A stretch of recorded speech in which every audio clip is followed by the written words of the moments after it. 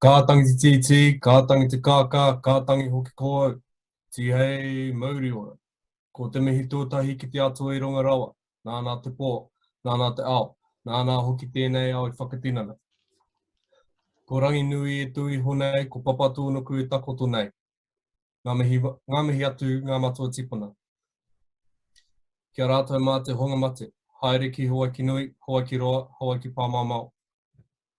Kia tātou mā te honga ora, tēnā tātou katoa nau mai haere mai ki tēnei hui mai nei. Ko te moana ko au te moana. Nō reira, tēnā koutou, tēnā tātou katoa. Kia ora, ngā mihi nui, koha. Kia ora tātou, and welcome everybody to the Bill Ballantine Memorial Lecture as part of Seaweek 2021. Hopefully everybody can hear me okay. Any thumbs up? Yep. All right, so this Bill Ballantine lecture is an annual lecture that the university runs as part of Seaweek. And it's a chance for us to talk about the sort of latest marine conservation research that's happening at the university in honour of Dr. Bill Ballantine. So this year there's been quite a lot of talk on Kinabarans in the media in the last week or so, and there's, with the sort of Hauraki Gulf and the focus with the America's Cup on, there's a lot of interest in what's happening. So we've taken the opportunity to talk about our research on Kinabarans in the Gulf and restoring Kinabarans. So the theme for the night, for the evening, is the good, the bad, and the prickly, and that doesn't really reflect the speakers in any order, but it really highlights the issue with Kina and Kinabarans. So hopefully you'll take away that Kina aren't bad. Kina are good. Barons aren't so good, but the issue is rather prickly. It is complicated. It's not a straightforward thing to kind of figure out and to manage. So we've got three speakers.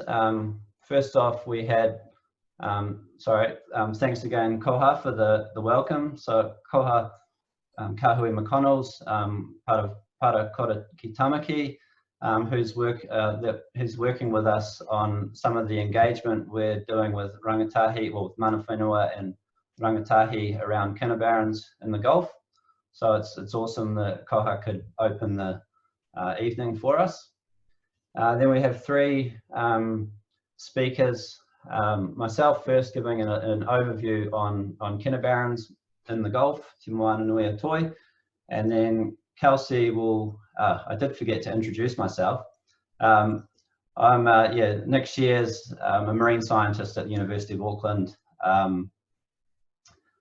based in the Institute of Marine Science. So Kelsey will be the second speaker. She's a PhD student in marine science at Auckland, followed by, she'll be talking about restoration of kelp forests. And then Arie Spyksma from New Zealand Geographic, who's also did his PhD at the University of Auckland on Kina and Kinabarans, will be talking about using photogrammetry for understanding Kinabarans and other marine habitats. And then we will end with a bit of a discussion and Q&A session. So just a quick bit of housekeeping on the Zoom. Everyone's obviously pros at Zoom now. Everyone's got their microphones off, so that's good. If you've got questions during the talks, just pop them in the chat. And then at the end of each talk, Sarah Curlins, who's the coordinator of Seaweek and also a master's student in marine science, she'll be going through the questions and asking the speakers the questions. So we'll probably limit the number of questions straight after the talks to those that are directly relevant. And we'll save some more general questions till the end for the discussion. Now, just one more thing before we get started. If you all wouldn't mind just dropping your name into the chat and your institution and or location where you are, just so we can get an idea of who's listened in on the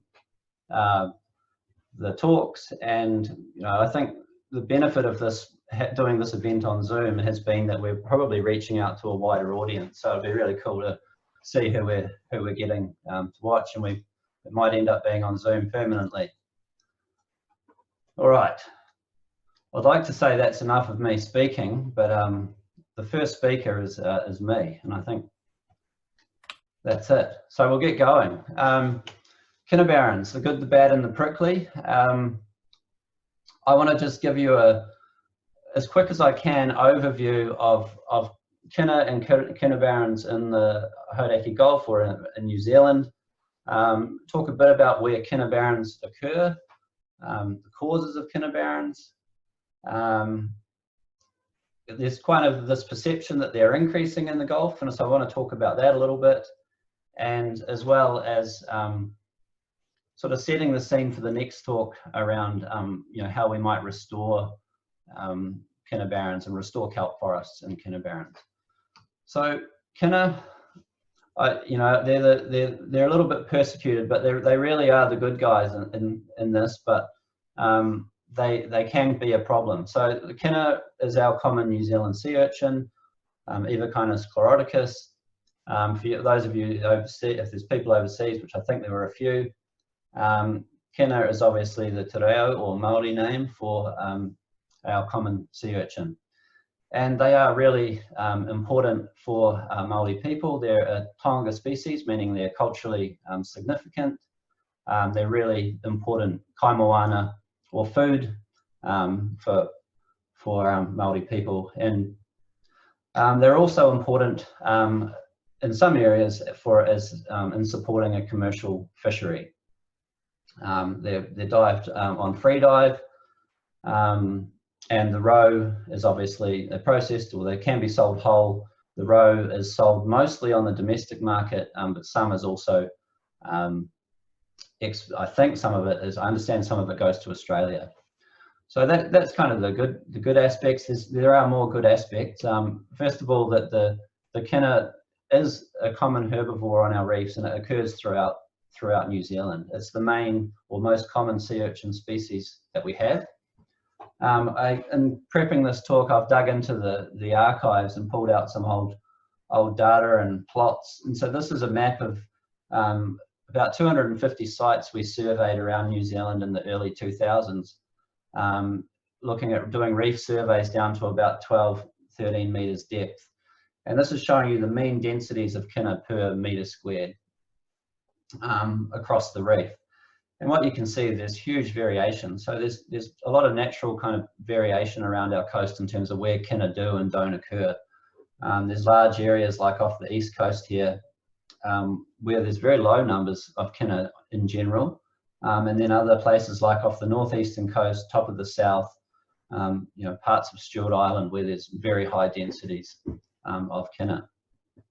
And as I mentioned, it is an important component of our coastal reef ecosystems. It's a major herbivore, so it's the connection really between the kelps and the predators. It eats kelp and other seaweeds, and it provides an important food resource for larger predators such as lobster or crayfish, and large fish such as snapper. So they are an important part of the ecosystem, but this obviously can get they can become too abundant, and that's where we start getting Kinabarans forming. Now, hopefully you can see these pictures. They were taken by Dr. Russ Babcock, who was my master's and then PhD supervisor, and I was on this dive with him in 1996. I just started diving, and he took me to the site, and we looked at this wall of Kina basically mowing its way through a kelp forest. And I remember these images when he took them, and I just, it's hard. I mean, I think they're pretty dramatic, but it really shows you what high numbers of Kina can do. And you can see on the rock all around them, it's quite bare looking. They've actually grazed it down to the bare rock, just leaving behind a few little ascidians, those little orange things, and there's a pink sponge, things that they didn't want to eat, but they've pretty much eaten everything. So this is the makings of a Kinabaran. So what you start off with is a healthy reef ecosystem dominated by kelps and other seaweeds, with lots of species associated with it. But once the kina have established and moved through an area, you've got this shift to a less productive, less diverse ecosystem. And this term Māori is something, is a Māori term. Really, my understanding is it means sort of life force. And this example is a really good example of the loss of Māori on shallow reefs. And it's certainly, you know, a fairly dramatic change. So this isn't a New Zealand problem. It is a global problem, but globally they're referred to as Urchin Barrens rather than Kinabarans as they are in New Zealand. I won't go into that, but basically most temperate regions where kelp forests occur, you will get varying extents of Kinabarans or Urchin Barrens. So before we kind of go on and understand how you can go about sort of how do we restore ecosystems, we have to kind of understand the dynamics behind the different states. So I want to just very quickly go through some of a quick bit of ecology on Kinabaran dynamics or kelp forest dynamics. Firstly, the Barrens term was first coined by Pierce et al. In the 70s and defined as a reef that's dominated by herbivorous sea urchins and coralline red algae and devoid of seaweed, so devoid of large kelp and other seaweeds. So what you can't really tell in those pictures is that rock is completely covered in a red calcified algae or coralline algae, and it looks very light color from the from a distance, and it'll look a bit pinker as you get up close to it. Now I've mentioned obviously there's a major loss of primary production, the diversity, all the species that live in amongst the kelp and on the bottom under the kelp are largely reduced, but other ecosystem services like are lost that the kelp provides. So I won't go into that too much, but an increasingly important service that kelp provides is storing carbon, and it plays a potential role in carbon sequestration. So when we lose kelp forest and it's a shift to a barren, I just want to talk quickly about this transition from what's referred to as a discontinuous phase shift between alternate states. So the kelp forest and the urchin or Kinabarans are the alternate states, and it's discontinuous because you need much more kina to create a barren, to create a shift, to form a barren, than you need to maintain that barren, and then you need to cause the reverse shift. So just bear with me here. This graph shows basically kelp cover on the left, on the y-axis, and urchin numbers on the right. And you can have actually reasonable numbers of sea urchins within a healthy kelp forest. They'll naturally live there feeding on drift algae. But as the urchin numbers increase above some critical point, it'll eventually cause a shift where they overwhelm the kelp and take over. And you have the shift to an urchin barren state. To reverse the system, you don't just reduce the numbers to the number that were to create it. You have to reduce them well below that threshold, down to get rid of almost all of the large urchins that are there to cause the shift back. And so that's why it's so hard to actually restore kelp forests when urchins have the cause, and why it takes so long for some of those changes to occur. So I just want to, we're going to get into the New Zealand stuff now. I just wanted to orientate everyone where we are. Most people will be familiar with where the Hauraki Gulf is, in the North Island. And these are some of the locations that we're going to be talking about today. The Mokuhinau Islands, out in the outer part of the Hauraki Gulf. Hautura Atoi, or Little Barrier Island, the entrance. Lee, where Kelsey and I are sitting in the marine lab at the moment, and also where we have New Zealand's oldest marine reserve. And then in the inner part of the Hauraki Gulf is the Noises Islands. So those are some of the main locations we'll be talking about tonight. So I just want to yeah, talk a little bit about the history of Kinabarans, because there's some very interesting observations that were made. So the earliest descriptions of the underwater reefs or the subtidal reefs in New Zealand didn't really report or note anything about Kina. It was all about these lush algal forests, quite diverse macroalgal forests. And the earliest descriptions of the underwater reefs come from Lee. Here's the old marine lab, you know, next to Goat Island here. And the earliest descriptions actually come out of this bay. But in the late 50s, divers were increasingly observing Kina grazing down kelp forest. And this was reported by Frank Dromgoole in 1964. So that was the first report of Kina actually taking over and grazing down kelp forests. There's a good quote in the popular article on this referring to formerly dense growths of seaweed have been literally slaughtered by the ravages of the common sea urchin. So this was first reported by Dromgoole in 64, and the first sort of quantitative studies on Kina on the subtidal reefs in the 70s and 80s described this, what was considered to be a sort of typical band of Kinabarans from about 3 to 8 meters deep, 3 to 10 meters deep on these kind of exposed coasts. That was considered to be just normal. And when the reserve here at Lee was first established, the mapping effort that Tony Ayling and colleagues did found that Kinabarans were actually the most dominant, they actually called them rock flats, was the most dominant habitat in the marine reserve, covering about 35% of the reef. Here's another photo, old photo from Russ Babcock of Kinabarans when they occurred in the marine reserve here. So Kinabarans aren't a new thing, obviously. They've been around for a while. That was sort of the point of all this. But if you look at a lot of historical imagery, if you can find imagery of the coast from the 50s, you'll find lots of lush areas of kelp. So the dark coloration indicates that it's a reef covered in kelp surrounded by sand. But then if you look at images from later, from the 70s onwards, you'll find much higher occurrence of bare rock, well, or Kinabaran. This is in a paper by Vince Kerr and Roger Grace, where they've compiled these images from Mimifongata. So quite a stark contrast. So that's what Kinabarans are. There's a bit of history. I'll just show you some data on where they occur in New Zealand. It's widely been sort of thought that they're a northern New Zealand thing. But we did surveys throughout the same surveys throughout the country in the early 2000s. We recorded the extent of Kinabarans on the reef. And you can see, like the numbers of Kina, it's highly variable depending on where you go around the country.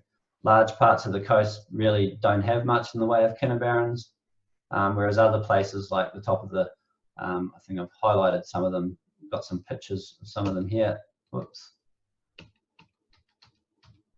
Yeah, here we go. Those are just some photos from different parts of the coast showing you the same pattern. But what you'll see is it varies both regionally and among sites within regions. It's not just like, okay, in such a place, the entire reef is Kinabaran. And you'll notice that in most of these places, it's not the whole reef that's a Kinabaran, it's only part of it. So, up to 50, 60, well, some of them it's over 60%, but the majority it's less than half of the reef. Okay, so if we now look at the Hauraki Gulf, here's just 2 points with this. One is that we're learning more and more about Kinabarans from satellite imagery and drone images, so we actually can look at changes through time. But this image here of a site near Lee really clearly shows you that zonation pattern that you get with Kinabarans. So you down the reef. So you have a shallow algal zone where there's high wave action and the Kina can't get on top of the kelp. They're restricted to crevices and don't necessarily form a barren. Beneath that you have a barren zone, or can be quite patchy with turf. And then beneath that again you have your Urchin or kelp forest. So it's quite unique actually globally for these barren situation in New Zealand to actually have a deeper kelp forest beyond the reach. Well, for some reason the Kina don't go down there. We don't have a great handle on that. But what that does mean is you do have a nearby supply of spores to repopulate the barrens. What else? So that's the typical zonation pattern. I think it was figured out fairly early on by people like Roger Grace that the extent of those zones, or the extent of the barren zone, really related to wave exposure. So out at the offshore islands and the outer part of the Gulf, the barrens will extend down much deeper, whereas in sheltered inner parts of the Gulf, they're only very shallow or non-existent. So a lot of the reefs around, inshore areas around Whangaparoa, for example, don't have Kinabarans. So you have the spatial variation that relates to physical factors and where barrens can and can't occur, or where they do and don't occur. So how extensive are Kinabarans in the Hauraki Gulf? This is a project we've been working on for the last few years, mapping different places to try and get an idea of actually how much kelp forest has been lost to Kinabarans and quite what that means. We're doing this using satellite and drone imagery, as well as ground truth surveys using drop camera and georeference photos. So here's an example of a Kinabaran out at Hauturu on the western side. And you've got a satellite image in the background with a series of drop camera photos over the top. And so in the image, you can see a shallow mixed weed zone just against the coast, a very distinctive band of Kinabarans, the light color, with deeper kelp forest below. So with these images and the ground truth data, we can actually map the extent of these barrens. And here's a little plug. If anyone's interested in doing a PhD and is keen on GIS, there's a PhD scholarship available, so get in touch. There will be an ad coming out shortly on that. And this is the resultant map. This is a preliminary map, but it gives you an idea of what we're finding. This is Hauturu, or Little Barrier Island. There's extensive reef systems all the way around Hauturu. There's only a few areas where there isn't much of a subtidal reef. And what we've found is mostly, well, about half of the shallow reef around the island is Kinabarans. So that's about 2 square kilometers of Kinabaran. So it's fairly extensive, but you can see, as I've talked about it, it varies in its extent. On the northern and eastern sides, where it's much more wave exposed, the barrens will extend down deeper, whereas on the left, on the western and southern sides, it's not quite so exposed. The barrens tend to be shallower. Okay, so what causes a Kinabaran?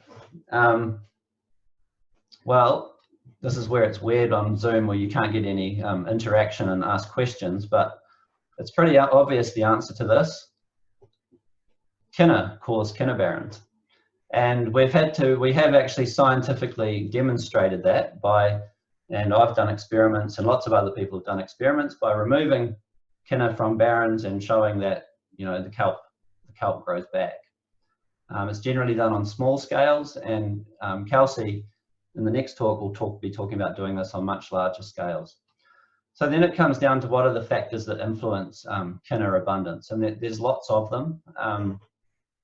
We've seen, just from what I've shown you, that the distribution of barrens is quite closely or strongly influenced by things like wave exposure. Also sedimentation. Kina don't generally like areas with high sediment loads. There's also recruitment variability that determines how numbers will change and vary over time. And we don't have a great handle on quite what drives that, but it's likely related, to climate and oceanographic variability, not surprisingly. There's other stresses that will impact on the numbers of Kina, particularly things like this toxic algae or dinoflagellate. We have Ostreopsis siamensis, which will actually knock the numbers of Kina back in an area. So if you see that, that's quite like, if you see Kina with spines all folded over in the summer, that's quite likely what that is, and they'll lose their spines and can actually die when it's really bad. Human harvest is another factor that obviously influences, can influence Kina. especially areas that are harvested commercially, but also there's a big increase in the number of kina that are being smashed by spearfishers. So that's another way that kina numbers can be reduced, keeping in mind that not all kina are bad as well.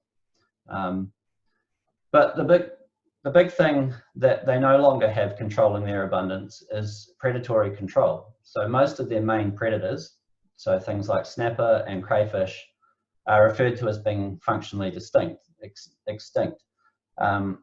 They're not at levels or at population levels where they can control kina numbers anymore. An example being crayfish, where the biomass is probably around, estimated to be around 3 to 12% of historic levels.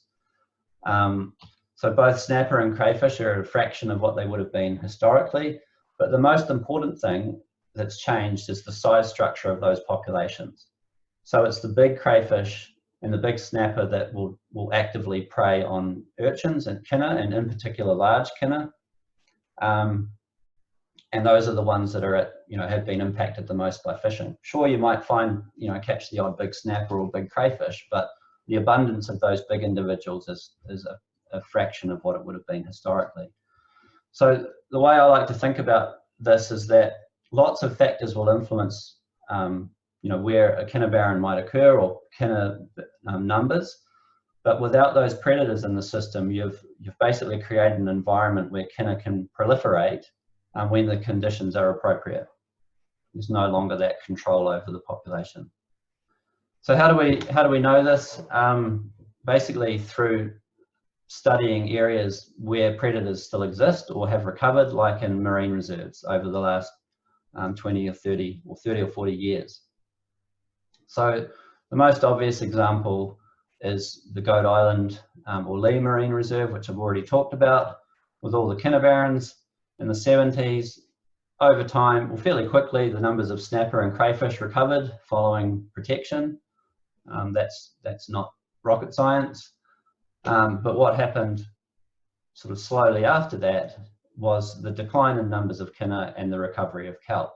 And that took at least 20 years. That took a long time for if you think about that, the graph of the phase changes, to reduce those kina numbers back down below that threshold that allowed the kelp to recover. So we've seen similar changes in the other marine reserves in northeastern New Zealand that have been protected for a long period of time, such as Te Moananui and Hahe. So here's just some data from transects at our monitoring sites from 2019 from those. These are 4 reserves in northeastern New Zealand on rocky coasts that have been protected for at least 20 years. In the case of Lee, the red is the extent of Kinabarans in the fished areas, and the blue is the amount of Kinabarans at our monitoring sites in the reserve. So you can see in both the Lee and Hahe reserves, there's no longer any Kinabarans at those monitoring sites. There's a small amount at Te Moananui, and there's a bit at the Poor Knights. But that's actually Centrostephanus rodgersii barrens. Whereas at the fish sites, it's variable in terms of the amount of Kinabarans, but it's obviously substantially higher than what's found inside of the reserves. Okay, so this is my last question really, is are Kinabarans increasing in the Gulf? And the answer, because there's a tendency to portray that. Something the media would like to do as well, is to say, well, that something's increasing, it's getting worse. But it really depends where you look, because the predators have been at very low levels for a long time. And we know that Kinabarans have been around since the 60s. So what we've found with monitoring over the last 20 years is that they fluctuate in areas outside of the reserves in relation to other factors, and factors that have influenced both the numbers of kina and the kelp. And I got alerted to some recent changes and massive increase in the amount of Kinabarans just outside of Trifina Harbour on the southwest end of Great Barrier Island. And by Tim Hyam, and he said there's just been this huge increase in the last few years. And so I looked at some recent imagery, and you can see this in 2015. There's just this narrow sort of strip of barrens along the coast, which is kind of what you expect. It's not exposed to big ocean swells, so it's sort of a small, narrow, shallow band. But in 2019, you've got a much more extensive band of Kinabarans. Now, when Tim first reported this, that things were happening, he actually reported, this isn't from there, but this is a photo of kelp dieback. And so if this is a natural process, well, as far as we know, a process that happens periodically is the kelp forest will die back and you'll get a new wave of recruits growing underneath. And he said that this was happening around this area. And if this has happened and coincided with large numbers of kina, or there's lots of kina in the cracks and crevices, that could help drive that rapid change. So we don't know 100% yet what's happening out there, but we're keen to go and have a look. So where we have been monitoring changes over time are places like around Lee. We've been monitoring sites since 1999, inside and outside the reserve. Basically, inside the reserve, the reefs have been a fairly stable kelp forest since about 2000, all of the sites since about 2000. And there's no barrens at our monitoring sites. Whereas outside the reserve, the extent of the Kinabarans has actually fluctuated through time, from about 10 to 50%. This is showing you, it might be a bit hard to see, but the average, we do transects down the reef to record the main habitat types, so shallow mixed algae, barrens, turf, and kelp forest. This is showing you the barren in the pink, and you'll see that it fluctuates quite a lot over time, and it's actually at particularly low levels in 2019, down around 10%. Inversely to that, the turf cover is going up.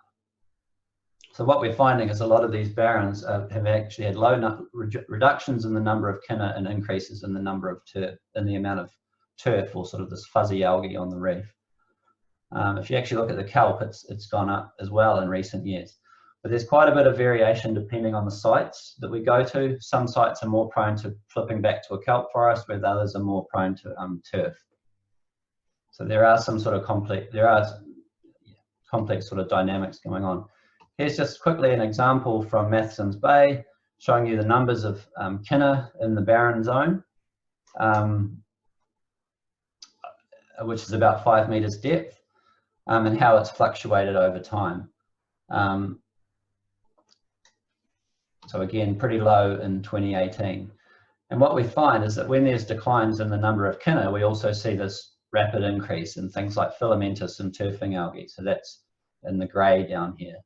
So we are seeing a lot more turfing algae at some of these sites. And that's also what you see when you remove kina from an area. So we're not sure at this stage whether this is just, whether if the kina numbers were reduced further, the kelp would come back, or whether the turfs are actually preventing some of the kelp recovery. So in general, we've seen an increase in the amount of this turfing habitat around in areas that were barren. But again, it might just be sort of fluctuation through time. So that was the case around Lee. It's sort of, we can't say that the barrens are increasing around Lee. But at the Mokohinau Islands, we saw a big increase in the amount of barrens in our surveys out there in 2019. And anecdotally, that sounds, we've heard other people reporting, including commercial fishers, that the amount of barrens out there has increased over time. Right, so I need to wrap up. I just want to talk to you about our current project, which sort of provides a little bit of context to what Kelsey's doing. This is a project sort of, how do we go about restoring the Māori to these reefs? And that's not just restoring the kelp forest, but also restoring the natural balance and the predators that occur on those reefs. So this is a project that's funded by GIFT, which is part of Foundation North. And also more recently, Live Ocean have chipped in with some funding. So we're very grateful to the funders, but I also wanted to take this chance to acknowledge the other people involved. So Koha, who opened the talks, in charge of the rangatahi engagement through Parakori Ki Tamaki. And also we've got strong, working closely with two iwi partners, Ngāti Manuhiri and Ngāti Ki Tamaki, around the urchin removals, because that's obviously a highly sensitive area. But we're working more broadly with engaging with mana whenua around this project. And the overall aim really is developing co-management strategies to better manage and restore these reefs. Now, just to conclude, these are my sort of conclusions. I don't want people to think Kina are bad. Kina are good. Kinabarans, not so good.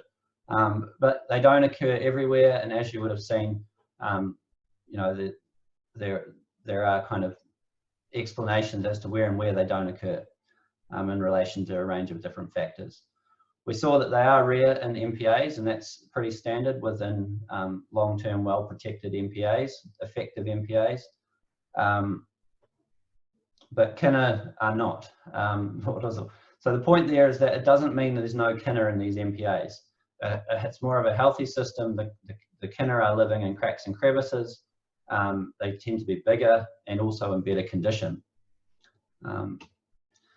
But in the absence of predatory control, which is basically everywhere else outside the MPAs, the barrens can be extensive, and they fluctuate over time in relation to a number of factors. And Frank Dromgoole, he was correct to be concerned in the 60s and well ahead of his time. This is an article he wrote for the Dive magazine, where that quote was from 1964. And I'll just yeah, we should share this really, because with the audience. But there's a few quotes in here that are fairly insightful and have led to, yeah, it's quite amazing. So he recognises the connections in the food webs and how they can be disrupted. He talks about the slaughter of the kelp by the Kina, and then the consequences that this loss of kelp forest might have. In particular, he brings up a number of species which virtually don't occur in the Hauraki Gulf anymore, how it might affect hapuka and also common paua or Haliotis iris. And there's a comment right down the bottom there, which really attests to the importance of repeated observations over time, and especially monitoring data, and was later coined, you know, shifting baselines, probably 20 odd years later. But the diver who dives in the same places year after year will notice the early changes in seaweek abundances, whereas a newcomer will not. And so I think that's a lot of the problem now, is people just aren't aware of you know, what they're looking at is a highly impacted system. He went on to say that he wasn't so sure about what it was caused by, but perhaps the removal of crayfish in large numbers from certain areas of the New Zealand coastline has allowed the sea egg populations to increase. This is in 1964. They were already, scientists were starting to think that, well, maybe this, you know, large scale removal of a predator might have some flow on effects. And I guess just to finalize, final slide, this is showing the no-take areas inside the Hauraki Gulf, Te Moananui Atoi at the moment. It's less than 1%. So all those predators, however many years later, 57 years later, still really aren't protected. So it might be time we did something about it. So thanks. I hope that wasn't too long.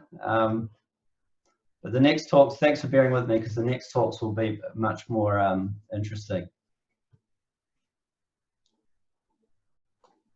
That was great. Thanks, Nick. So people are putting questions in the chat at the moment, but I do have one for you if you're keen to start off with this one. So Roma asks, climate and oceanographic variability. Can we say that climate change has been playing a part in the Kina abundance? We have no evidence for that.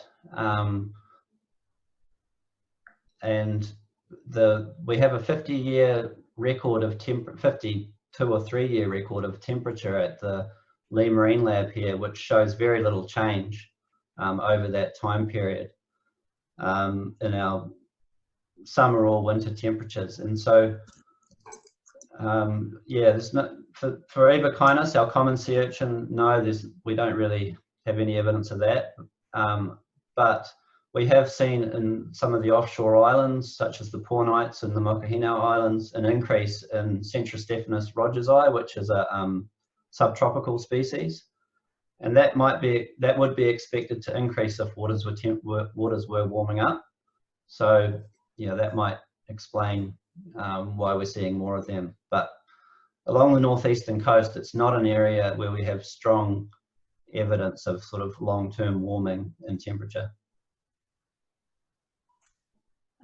Cool, great. There's another question that you can answer easily. Is the removal of a keystone predator species crayfish cause of the Kinabarans? Yes, and snapper. They're both. I couldn't. If I had to pick one over the other, I'd probably say crayfish is probably more important because they'll eat bigger kina, and they're generally much more reef associated. But the snapper also eat kina, so it's both species combined, and it's the large individuals of both of those species that are the important predators, and they're the ones that are at very low abundance now compared to what they would have been historically.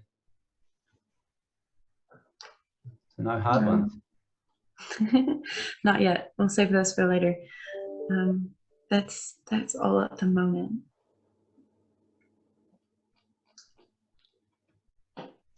Okay, cool. Thank you. Thanks, Nick.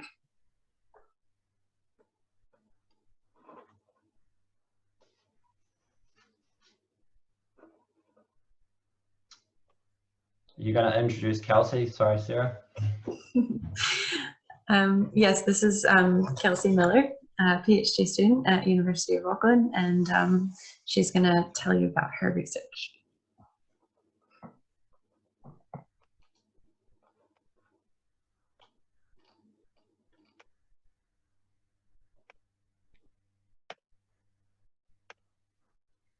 Good evening, everyone.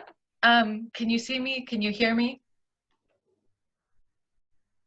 Excellent. Well, the good side of this is Nick has covered a lot of the stuff I was going to say, so this might go a little bit more quickly.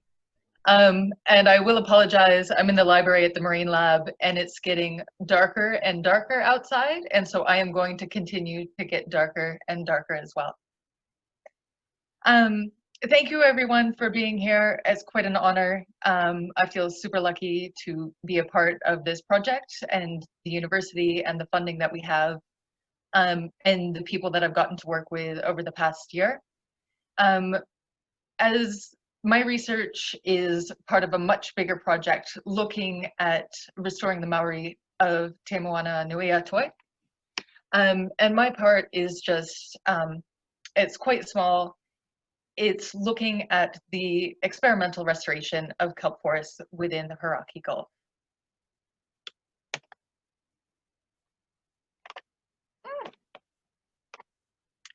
So why should we care about kelp? So kelp provides the foundation in terms of productivity and structure of these marine ecosystems. They create complex three-dimensional habitats that provide the shelter, the food, that many creatures rely on, and this supports high biodiversity. They provide lots of goods and services for us, direct and indirect benefits, most notably fisheries, including commercial, recreational, and customary, and tourism. And when we lose them, in their wake, we are left with the apparent deserts of Urchin Barrens, which have lower productivity and biodiversity, much less complex habitat, and within them, because most of the food is gone, the urchins themselves tend to be of poor quality because they're starved. And as Nick explained, that once they're established, they can be quite persistent. There's records from Japan of Urchin Barrens lasting for over 100 years. And as he mentioned, this is not specific to New Zealand, but it has been seen for over for about 70 years here. In Tasmania, the Centrostephanus rodgersii that he mentioned, the long-spine sea urchin, has migrated south with warmer waters from the mainland down to Tasmania, and it doesn't have many natural predators down there, and those numbers are increasing, and the extent of the barrens is growing by about 10% a year. In Norway, in the 1970s, around 2,000 kilometers of kelp forest was lost, and they've linked this to overfishing. And while parts of it have recovered into kelp forest, much of it hasn't. And as you can tell, I'm not from New Zealand. I grew up on the west coast of North America, Oregon and British Columbia. And the reason I came to New Zealand was seeing the extensive loss off of those reefs there. And that's the combination of the loss of the otters, a large starfish that feeds on the sea urchins, combined with a heat wave. So it's both the environmental and the predator loss. But overall, almost everywhere, it is linked to the increased herbivory from the sea urchins, of course, but also overfishing of the predators. But this can be exacerbated by other factors. This photo was taken by a former colleague of mine. Luckily, I don't have to explain this graph as well. But the main things to keep in mind is that it's not a gradual decline from there's kelp and you lose it slowly. It's a pretty sharp decline once you hit that tipping point. And again, if you want to bring kelp back, you really have to reduce the sea urchin density to almost zero. It's about 1/10 of the numbers that it takes to create a barren. And if you think about it, sea urchins can mow down a whole bunch of little baby kelps quite easily, whereas a larger kelp is a lot more food. But there is a positive side in that kelps and macroalgae can come back relatively quickly. In a worldwide review, the average for when sea urchin densities were reduced, either by humans or by disease or other factors, it was less than 2 years, which is pretty amazing when you compare that to, say, a tree forest ecosystem. So how do we control sea urchin populations? The easiest way is to let nature do the hard work. And what we can do is to enhance the predators. Marine protected areas have been shown to be quite effective in most places. The other thing that we can do is change fishing regulations. Both of these are not necessarily popular options with a lot of fishing groups, but we do know that it works.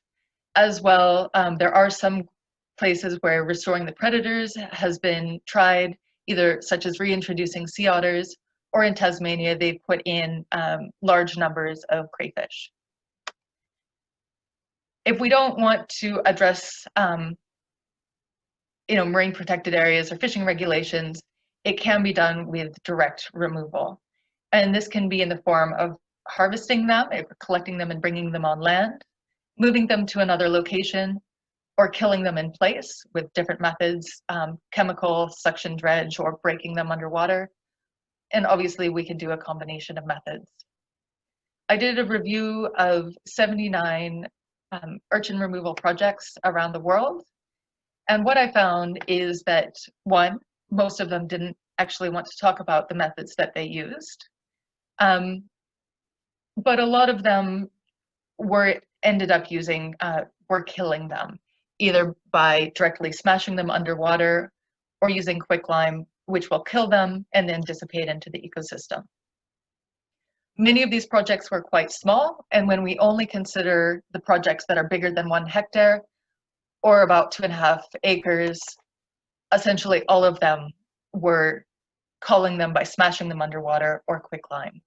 And that's, because it's one of the most expedient methods, it goes quite quickly and it's cheap.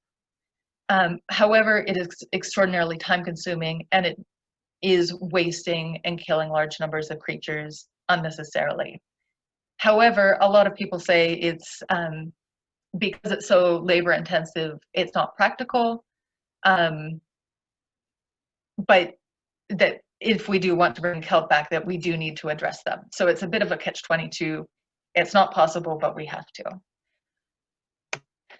And I find it a bit depressing that these projects have been going on for about 50 years.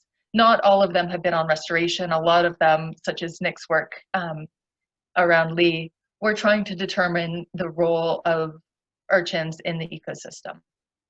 However, all of these studies that I was looking at were determining whether or not kelp grows back when you remove the urchins. And about 2/3 of them showed that yes, indeed, when you take out the urchins, kelp or macroalgae grows back. And then almost another quarter showed that at least in one of the sites, there was some amount of increase. Most of these studies were pretty small in size, and that meant that the urchins could come back into the removal area, and so they had to continuously remove them, which is not practical to do on a large scale, so or on a long time frame. So it's not on its own necessarily feasible. So the obvious question is, why can't we just harvest them and eat them? They're a Tonga species, culturally important, and there is commercial fisheries for them. A lot of recreational fishermen harvest them as well. But there is a question of whether or not there is enough demand for them, and also the quotas set by MPI, at least in this region, are relatively low compared to the number of kina that there are in Barrens. And overall, the kina tend to be quite poor in Barrens. As part of the larger project, some of the outreach with the Rangatahi, we went to Otata in December and gathered some kina from the Barren habitat and the kelp habitats. And we measured them, we measured the row, and the kids were able to give both a metric on how good they thought the taste was, and also how good they thought the kai was, the value for food. And as you can see from the graph in the middle, it was a pretty clear difference that the kina from the kelp were far superior to the ones from the Barrens. That being said, there might be a time and a place where kina from the Barrens are good enough to harvest. Alternatively, people are trying to harvest them from Barrens and either fatten them on land, kind of a ranching, or move them into sea cages, or if there's enough healthy kelp populations, to move them into those nearby, and then they become good to harvest. So most of the Barrens in New Zealand are formed by kina, the common sea urchin, but as Nick said, there are also the long-spined sea urchin, the ones that are wreaking havoc in Tasmania, and a lot of regional variation. We are very lucky that they tend to stay within a relatively narrow strip and depth range, which not only is this easy diving depths, we can also see it in satellite and aerial imagery, but it means that there is going to be a supply of kelp spores. Over on the right, I just want to demonstrate that not all Kinabarans look the same. The one in the top right is what I tend to think of, especially have nightmares about. But one in the middle shows that there is a lot of different types of algae, a lot of turf within it. And in the bottom, there's some pretty sad looking kelp. But because there is this source population of kelp below, it suggests that kelp restoration by removing sea urchins would likely be effective in New Zealand. So that is the focus of my PhD. Is it a viable and effective tool for restoration? Basically, does it work? Does it work ecologically, and is it a practical method? So the first part of my research is evaluating different methods, and then the bulk of it is looking at how these large-scale removals affect the kelp, the community, especially the fish and the crayfish, and the kina themselves. And I want to stress that the purpose of this is not solely to restore these sites. It's more trying to evaluate this, whether or not it's possible to be able to inform future restoration plans. When and where is it effective? Is it always effective? How can it be the most effective? And those questions are much bigger than simply, you know, a couple of bays. So when I was digging through the literature, I was trying to plan out my project, and we had kind of an idea of how big of an area we wanted to do, and I was trying to figure out how long this was going to take. And in Southern California, they had rates that ranged from 7 sea urchins to 50 sea urchins per minute, so over 7-fold difference. And there were only 8 papers that provided meaningful rate information. So we conducted 125 little plots and removed all of the sea urchins within them to try to figure out how long it would take using different methods and what were the factors that influenced these rates. So we looked at air supply, whether or not we were collecting them or culling them in the water, the experience of the divers, the depth, density, and the habitat structure. And what we found, no surprise, is that scuba diving is much more effective than free diving. And this was hugely dependent on the experience of the free diver, and that culling them was much more efficient than collecting them. It also meant that we didn't have huge volumes of kina to bring back to shore that we didn't know what to do with. As I mentioned before, we couldn't find anybody who really wanted them most of the time. We have been able to provide some to iwi. And one thing that makes me quite happy is that when we do cull them in the water, it provides a source of food for huge numbers of fish and other creatures. This makes me feel so much better about killing huge numbers of sea urchins. And interestingly, when we did the large-scale removals, the rates that we did in the trials were very close to what we found later. So again, this is part of just trying to experiment to determine if and when this is effective. And what we have done is selected 4 sites across the gradient of the Hauraki Gulf, so we can evaluate it in different environments with sediment, wave exposure, to determine where and when it works. And there is a lot of monitoring to determine the effects and how it is working. In selecting the sites, I see there's some new red lines on my screen.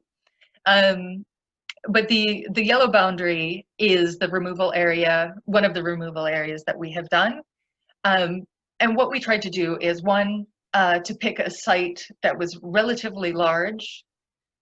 This one is about 1.6, 1.7 hectares. So that kina couldn't move in easily. And then we tried to use somewhat natural boundaries to, again, make sure they couldn't move in right away. So as you can see on either side, it's a pretty narrow area where they can come back in, kelp in the deeper water below, and then there's a bit of shallow mixed algae in the shallower waters. The red lines are where we have permanent transects, where we're doing monitoring before we do the remote removals, in the controls outside of the yellow area, and then we'll continue monitoring for up to 2 years. We're also doing fish surveys, crayfish surveys. Arie will talk about the photogrammetry.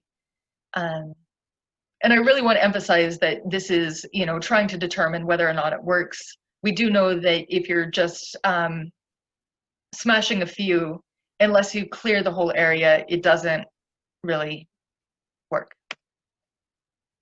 It's definitely a bit early to tell, but we're trying to determine whether or not this restoration will affect the kina condition. We assume that it will. Typically, Kina within the Barrens have less food, and their roe, the part that we eat, tends to be less good. The Kina themselves are smaller, the roe is smaller, and can sometimes not be quite as nice.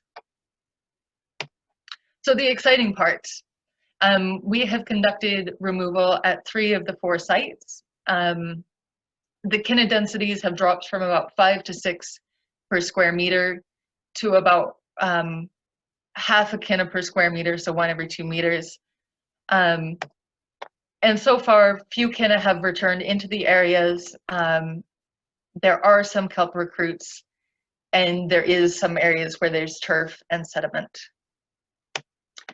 And this photo Paul took, we went out on Tuesday, and I literally nearly cried with joy when we got to this site. I hadn't been there in 3 months, and it was incredible to see how much new life there is. The big leaf in the middle, that's the Aclonia, and then there's a few other little ones in there as well, and then there's also some sargassum coming in. One of the other sites has a little bit of kelp recruits coming in, but is mostly dominated by this turf, some filamentous algae, and a lot of sediment. Just so you guys know, these sites were cleared 3 and 5 months ago, so it is still very recent. It's definitely too early to tell whether or not it will remain in this state or if we will get more kelp coming in.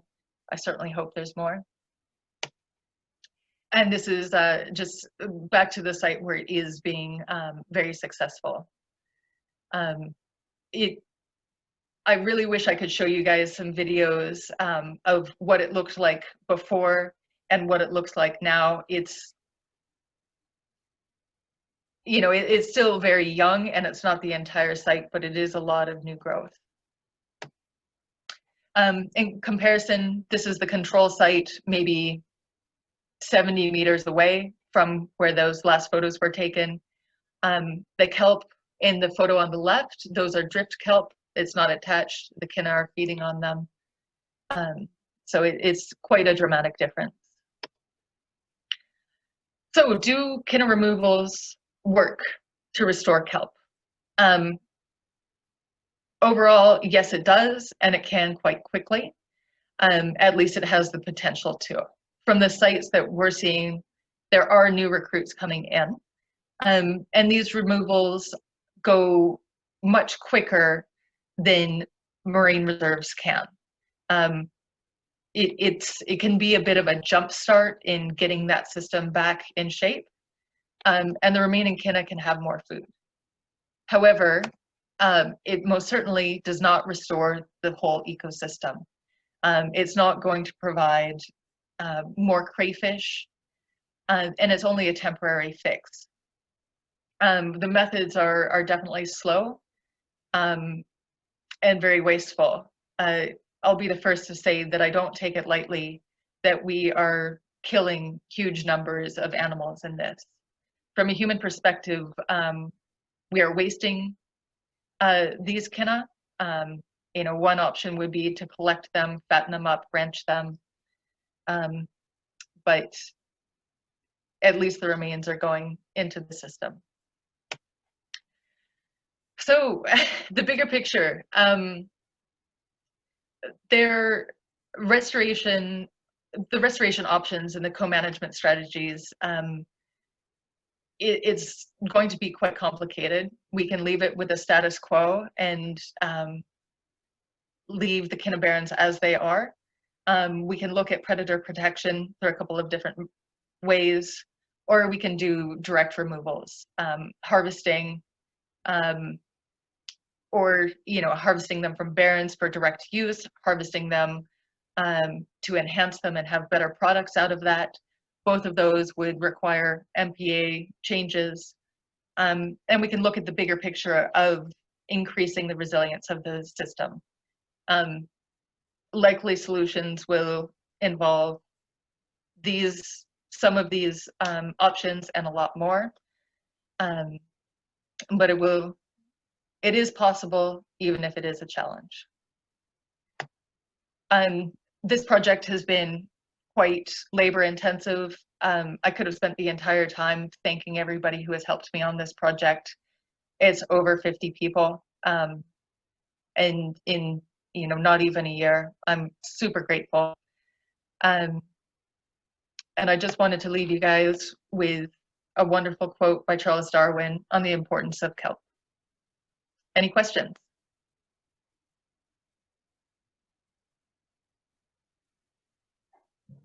Thanks, Kelsey. That was fantastic. I hope people are taking the time to read that quote too. Do you want me to start with a question just yet? I'll give you a sec.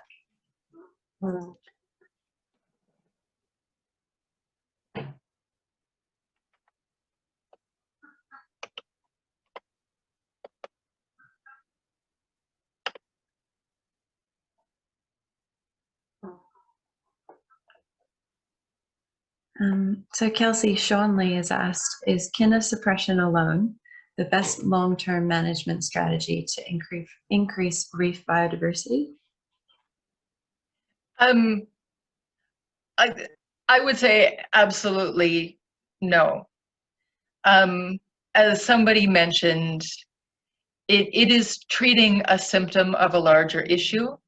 It is very good at bringing, kelp can come back, but that is about the extent of what it can do. We don't know if it can restore the full ecosystem. We might get more fish into these areas, but my guess would be it's just they're coming to the habitat rather than being created. And it's also not a long-term solution either. Kina will continue to come in.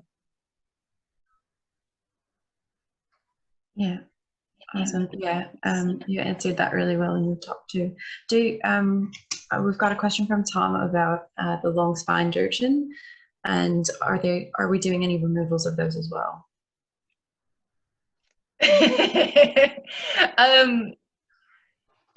That is something to be considered. They're doing a huge amount of that in Australia, especially Tasmania. There are massive efforts.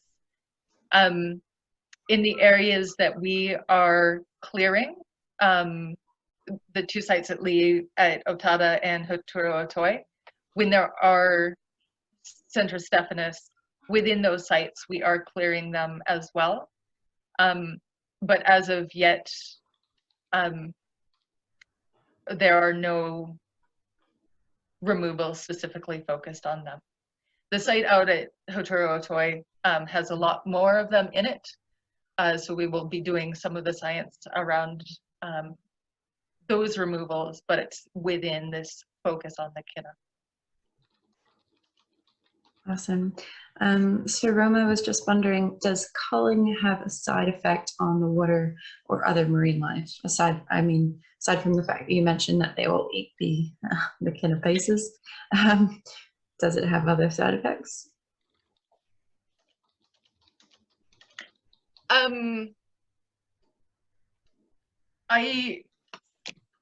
Not as far as I know. One of the things that we are trying to look at is get a handle on what creatures, we know a lot of animals do eat Kina. Snapper and crayfish are the primary predators, but many others do eat them, especially when they're small. When we have been culling them, we have noticed many species feeding opportunistically on them. And so part of my work is trying to get a handle on whether or not there's a disconnect between the ones that are known to eat them as a whole species and ones that are eating them just because they've been broken open. But as far as I know, there aren't any large side effects. And the sites that have been cleared several months ago, the tests, the shells of the sea urchins are no longer visible. Mhm.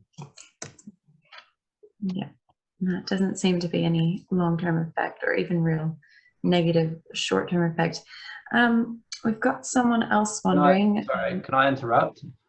That was something we actually had to consider as part of our special permit application, and has been monitored, right? What was the effect on other species? But so that has been a consideration, but so far it doesn't seem to have much of an impact. I'll move to another one. Kelsey, would earlier intervention / removal, i.e. before large areas of barrens are established, work better than waiting until large areas are made barren? I will answer that in relation to Tasmania, where they are having a huge issue with the Central staphylos, and there it's a new species. It's not invasive, it's range extending, and they are really struggling because the Central staphylos can also go much deeper, which means that they don't have that bank of kelp in the deeper water, and it also makes it so much more difficult to access via diving. And it is way easier to get them when there's few of them than once they're established, especially with that species. It just means that there's more kelp to be around. Most of the creatures that are in it are less starved, and yeah, it's better to make it never happen than to have to treat it when once it's extensive.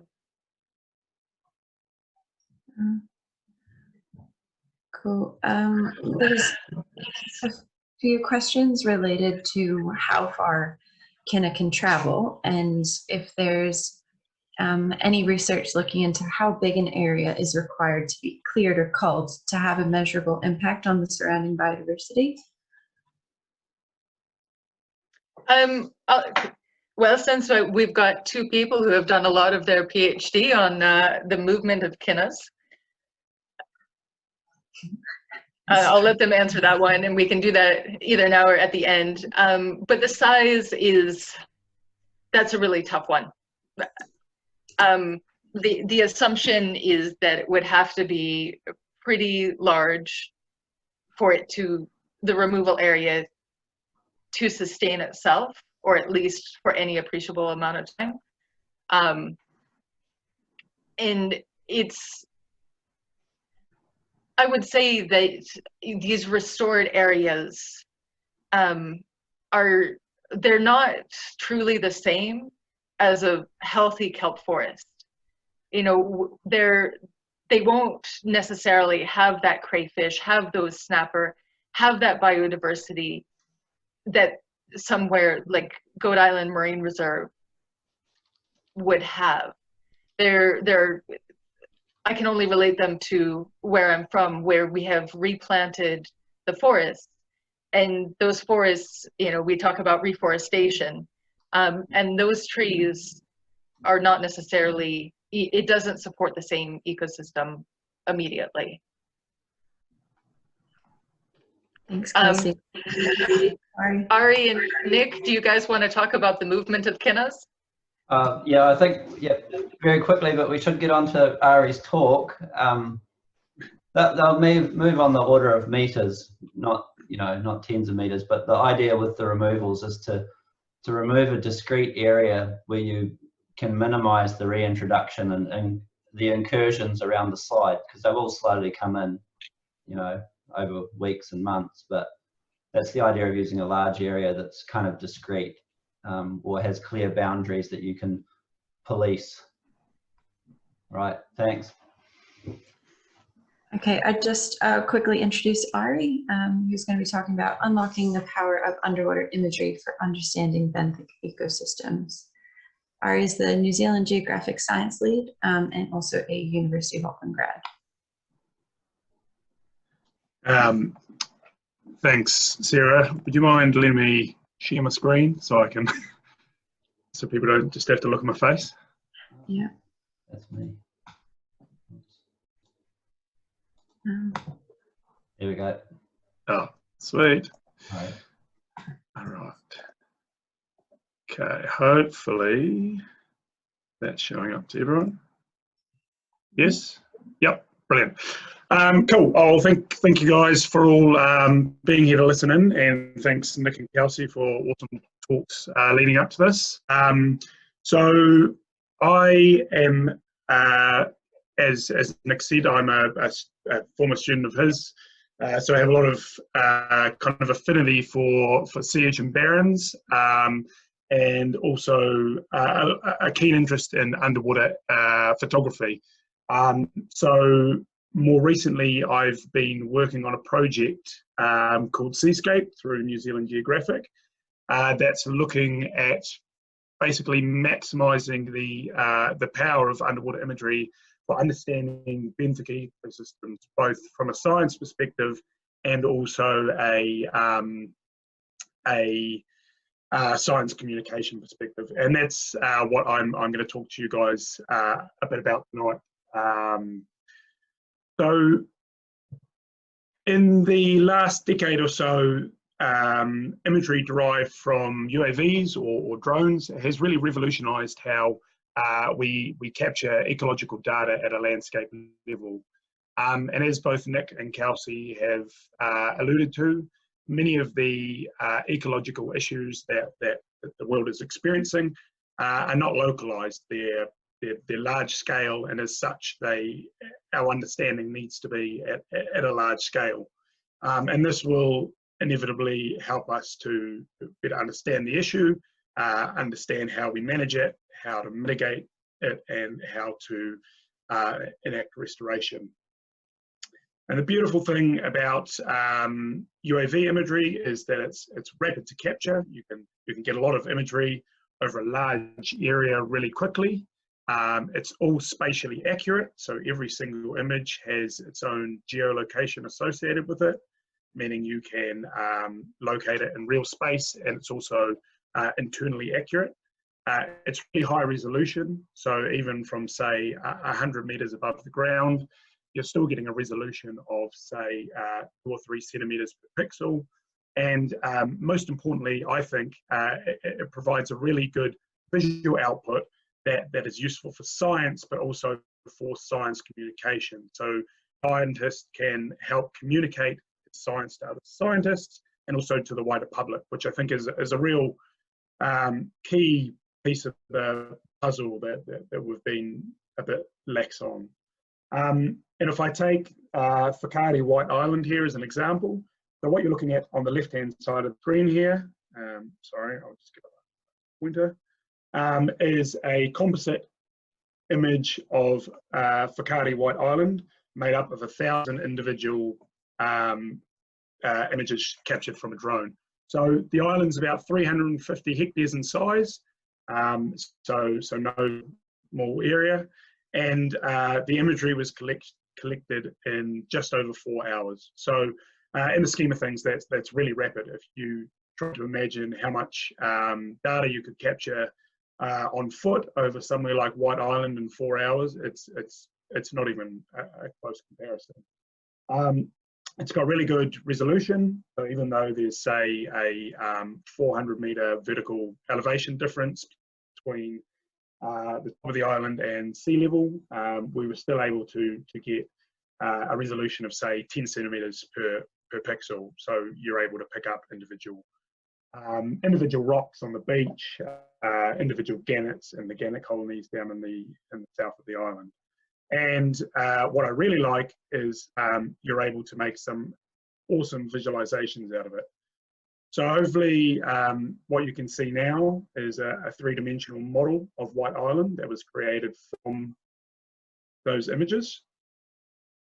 And you're able to scroll around it, and it really gives you a sense of the island and a sense of the complexity of the different environments that kind of make up the island, from the crater around to the Pūtekau forests, you can really, it's a really great way of visualizing an ecosystem or habitat.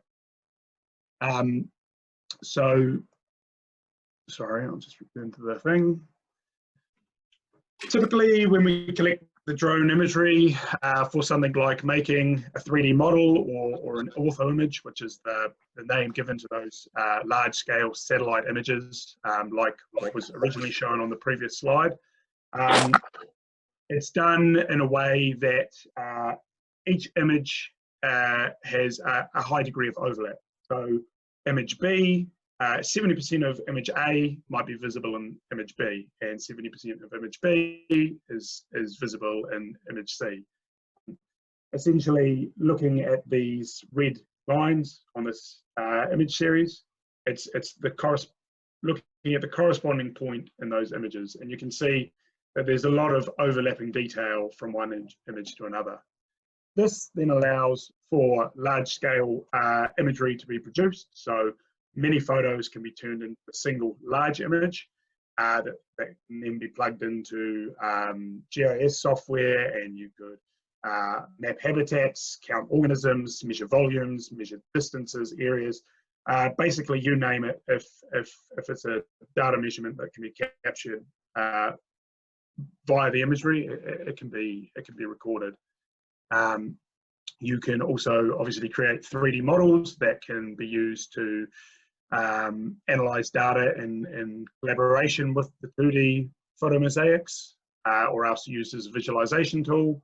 And then you can also,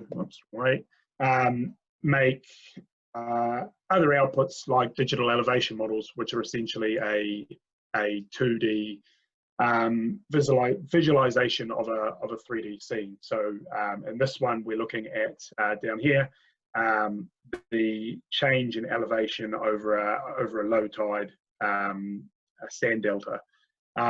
So I guess the point I'm trying to make here is, from the original imagery, you can be really flexible in the types of data that you can get out of that, and it can be viewed and analysed in a number of ways. Not only that, imagery provides a permanent record of something, and it allows you to continuously go back and reinterrogate it and ask new questions. Again, looking at Whakaari White Island as an example, one of the very first questions we got asked about this data was, is the old miners track visible, the one that they used to use to get into the volcanic crater from their kind of home base to mine sulfur. So the track was down here on this lovely, hospitable looking bit of volcano. And what we could see in the 3D model was quite clearly this. It's, sorry, not that clear in the image I've provided, but there's a lovely looking goat track weaving its way across the face of the volcano there, and that is the track that miners would take from their camp down here over into the crater in order to carry out their work each day. So engineers were interested in visualizing that and getting an idea of what the terrain was like, so that they could potentially reinstate that track as a tourism venue. But since that point in time, we've had a lot of interest in using the ortho imagery to assess Pūtekau forests pre and post the 2019 eruption, as well as look at the gannet colonies inhabiting the southern coastline. And as you can see in the image on the right there, this is a gannet colony, and each one of those white points represents a gannet nest. So from this imagery, we can, because it's geospatially accurate, we can map the overall size of that colony and also accurately count the number of gannets that are calling that home. And hopefully the plan is for us to go back out at some point and resurvey this, so fly the drone across the island again, and then we'll have a really good comparison of the state of affairs pre and the eruption in 2019. So all of this UAV, and I should say satellite data as well, because high resolution satellite data essentially does the same, can do the same thing, although it's not necessarily real time. So you're not, you might be relying on an image that's 6 months old as opposed to a UAV where you can capture it then and there. It's been absolutely great for improving our understanding on land of land-based ecosystems and some of the kind of large-scale challenges that are facing them. But is it as fruitful in the context of the ocean? And as Nick and Kelsey have both shown, satellite and drone imagery can be really, really good for highlighting where barrens are, their extent, whether they're contracting or expanding. But it can't show important aspects of a benthic ecosystem that you only get once you put your head in the water. And that's a massive part of, I think, what's missing in, I guess, protecting our marine ecosystems. It's really hard to visualize what's going on because it's so hard, it's inaccessible, and it's hard for someone to really get their head around it without seeing it. So with aerial imagery alone, you miss important features like the fact that the noises, even though there's extensive barrens and they're really devoid of algae, there are thriving sponge communities. So all this orange, you can see, the black here, these orange globule-like features, those are all different types of sponges that are living within the Urchin Barrens there. It can't show behavioural aspects, like at the Mokohinau Islands here, where sea urchins are aggregating around drift algae, or the fact that the barrens at the Mokohinau's have a high incidence of algal species like ulva, or the fact that there's a high occurrence of filamentous red algae. And probably the most important thing that it won't reveal is that in places like Lee, as much as possible, sea urchins, which is one here, will use My Little Ponies as a sheltering object. So if aerial imagery can't show these things, then the obvious thing we look at is, what about using underwater imagery? Yep, that's a good point, but underwater imagery comes with a heck of a lot of issues that need to be resolved. So firstly, visibility is a massive issue, and we're talking about measuring visibility in meters or centimeters as opposed to kilometers, which you can conceivably get from a drone or a satellite image. And it's not realistic to snorkel at the surface 20 meters above a reef in New Zealand and expect that you're going to get a good image of the benthic environment below you. It's just not going to happen. Secondly, as soon as you submerge underwater, you can pretty much kiss getting a good GPS lock goodbye, which means that the imagery captured no longer has a geospatial element to it. So it's much more difficult to use in appropriate GIS software, and I guess its use as a scientific tool becomes limited. You're also limited by bottom time. If you're free diving or scuba diving, you're limited by how long you can hold your breath or how long a tank of air lasts in terms of how much imagery you can capture. And then quite importantly for the New Zealand context, there's a real lack of static objects to work with. And by this I mean we have benthic environments that are dominated by algae or a lack thereof in Urchin Barrens, I guess. But these are highly mobile in terms of their water motion sloshes them around from left to right. They don't stay in the same place as something like a coral outcrop would. So getting imagery that isn't just a blurry mess can be something of an issue. And these kind of issues have resulted in most of the work that kind of deals with the larger scale ortho imagery, so the satellite style imagery and 3D models, to be relatively small scale, so we're talking in the order of tens of meters, lack georeferencing, so they might have scale bars or something like that that allows them to be locally accurate, but in terms of finding them in real space or putting them in context of a reef, or being able to put them into GIS software correctly, they lack that information, and consequently a lot of the work today has been conducted in clear tropical water, or in deep sea environments using eye-wateringly expensive equipment that is, not realistic to use in most situations.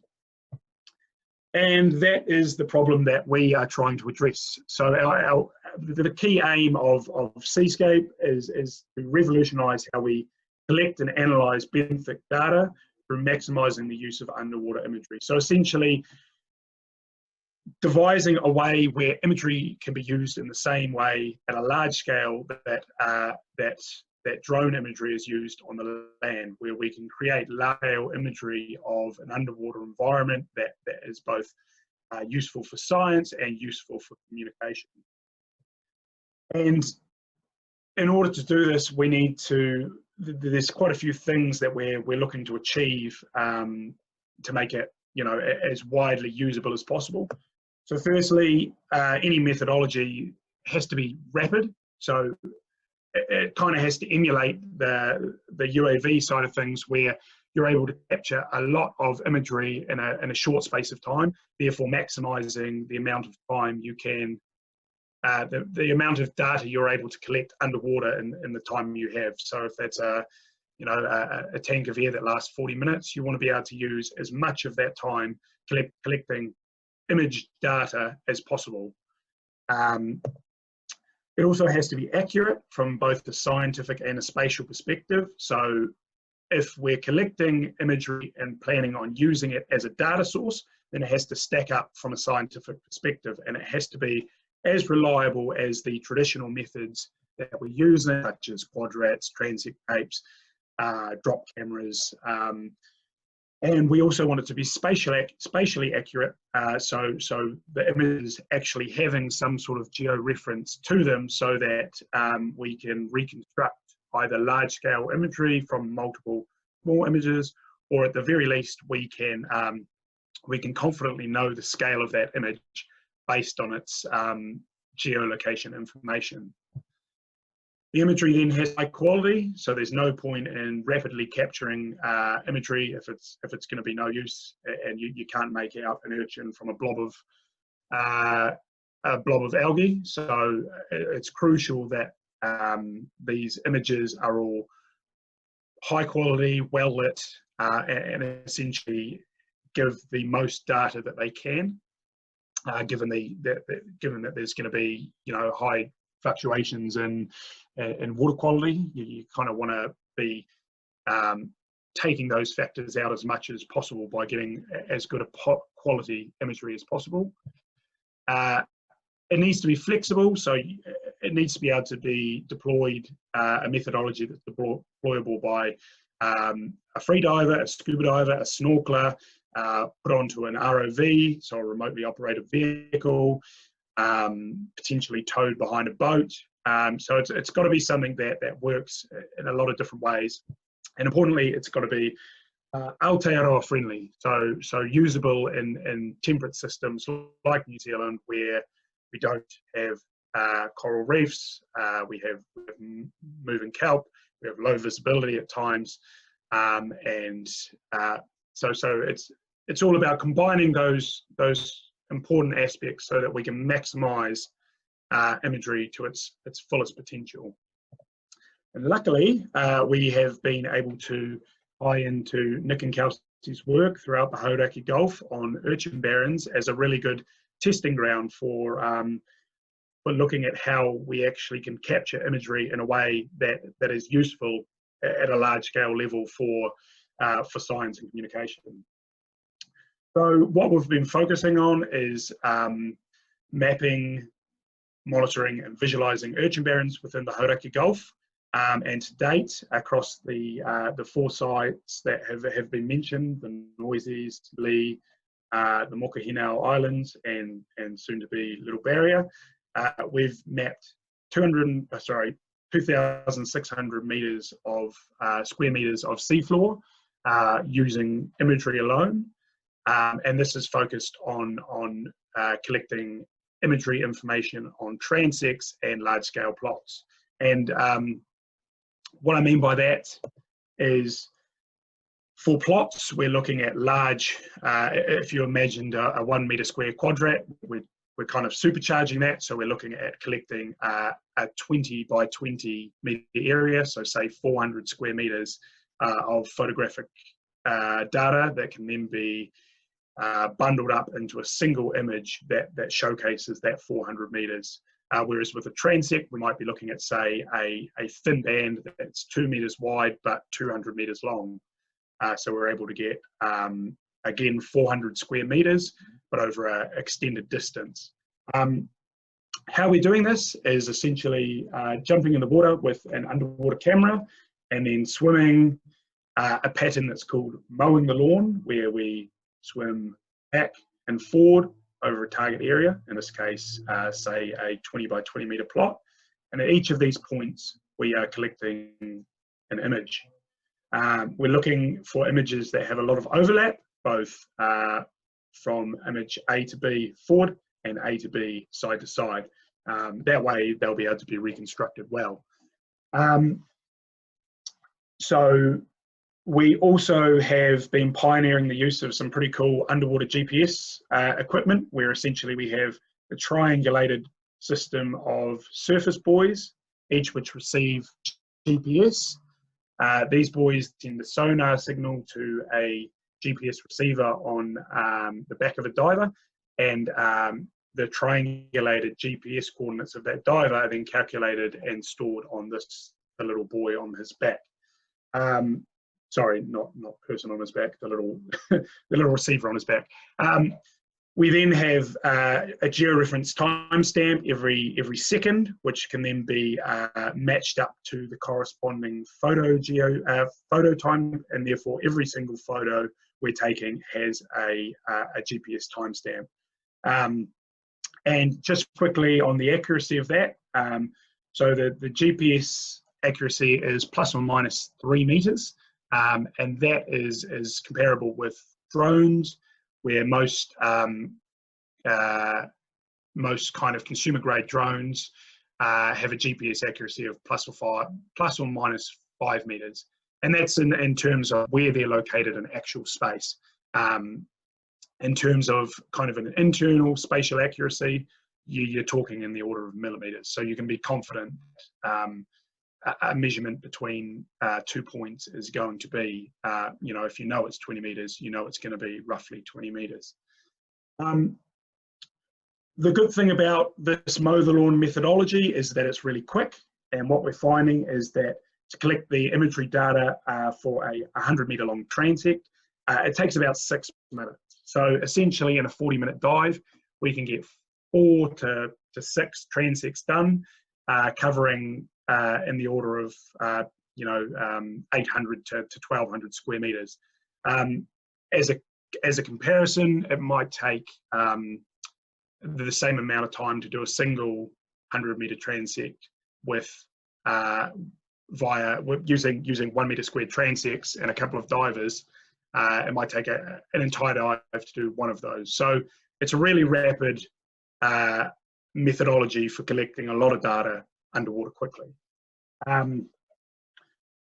And just as a bit of an example, this is a quadrat collected out of the Mokuhinau. So zoomed in, we can see a whole bunch of sea urchins and Urchin Baron chilling out in a crevice with bits and pieces of drift algae attached to them. Once we zoom out, we can start to see the spatial extent of the area that's been photographed. So now what we're looking at is a 15 by 15 meter area of Urchin Barren within the Mokohinaus. And it's quite clear straight off the bat that there's quite a lot going on here. It's not a straightforward environment. We've got large areas of ulva. There's areas of macroalgae, so Aclonia radiata, in amongst the Urchin Barren. If we zoom in over here, we can start to see, it's just buffering a bit, Centra Stephanus and some of the deeper, more crevicey areas, and they're hanging out under kind of a kelp and carpophyllum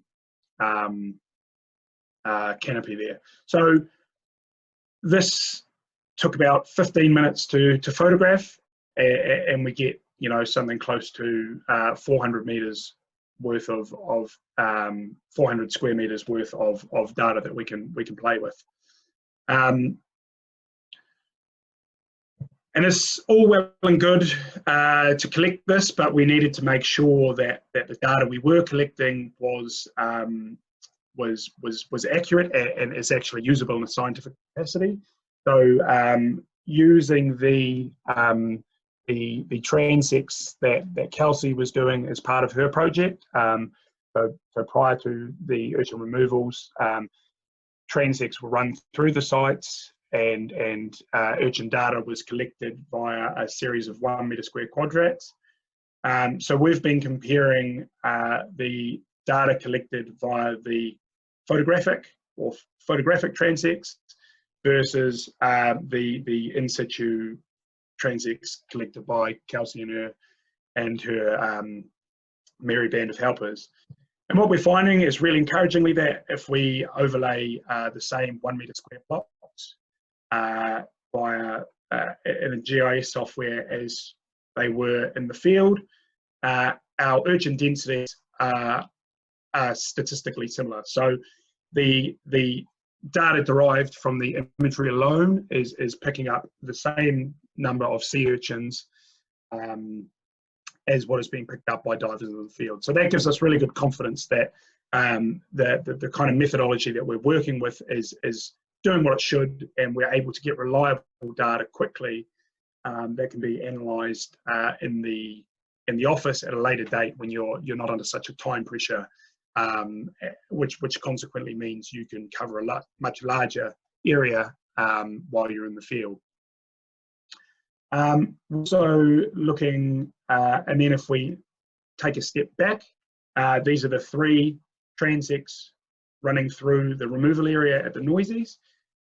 And what we can see is they're not the most the straightest transects known to man, but we can very quickly get some really basic data on the length of each transect and the area of each transect, and then in the GIS we're able to count the number of sea urchins that are inhabiting each one of those transects. So transect 1 had over 1,100